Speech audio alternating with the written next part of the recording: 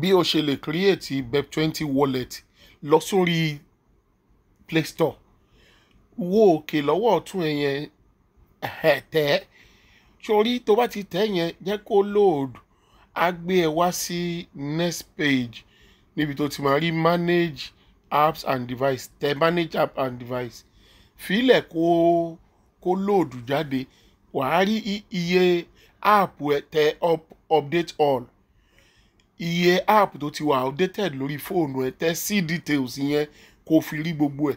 Ìwọ̀nba méje tèmi òun ní, nítorí pé èmi ń ṣe lemọ́lemọ́, mo lè ṣe bí ẹ̀mẹ́ta lójúmọ́. Ó ti yẹ tẹ báàkì nsàlẹ̀, ó ti rí, tó bá ti tẹ báàkì nsàlẹ̀ yẹn, tẹ search nsàlẹ̀ yẹn, wá sókè ẹ̀ náà tẹ search, wá tẹ SafePal. Ó ti rí, òun nìyẹn SafePal, òun mo náwó sí yẹn. SafePal, search fún, ó ti rí SafePal app, click SafePal app yẹn, jẹ́ kó load.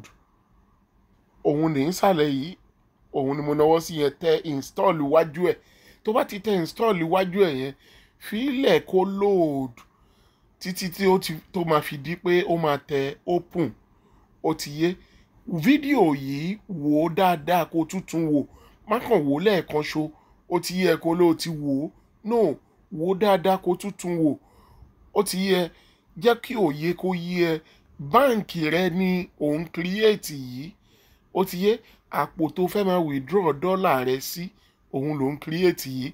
Ó dẹ̀ lè lò fún any business tá a bá ń ṣe. Tó bá ti ń béèrè pé BEP20 wallet address, kàn wá sórí ẹ̀, wá sórí receive, kó dẹ̀ tẹ̀, kó copy ẹ̀, kó lọ fi síbi tí wọ́n ti béèrè.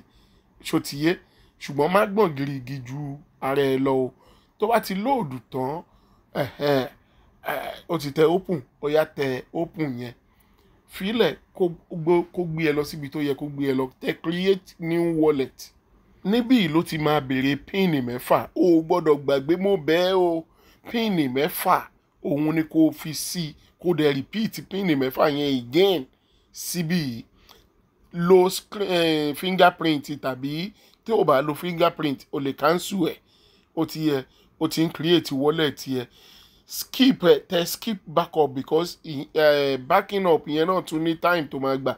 Tẹ allow, tẹ next yẹn lẹ́ẹ̀mẹrin. Ó ti rí 1/4, ṣáà máa tẹ next.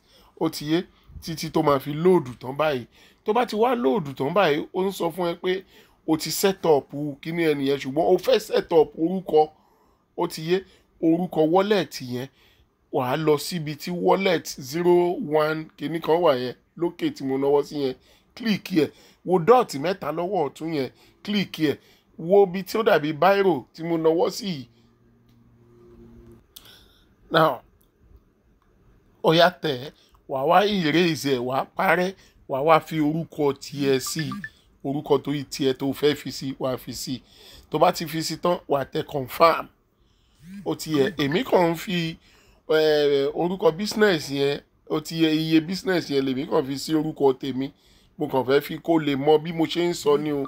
Tó bá ti wá ṣe bẹ́ẹ̀ yẹn, tẹ back arrow nsàlẹ̀ yìí, tẹ back arrow nsàlẹ̀. Tó bá ti tẹ̀, á gbé ẹ kúrò ńbẹ̀. So tó bá ti gbé ẹ kúrò ńbẹ̀, tẹ back arrow nísàlẹ̀ yìí. Ó ti rí, list yẹn nìyẹn. Wàá wá wo, wàá tẹ search.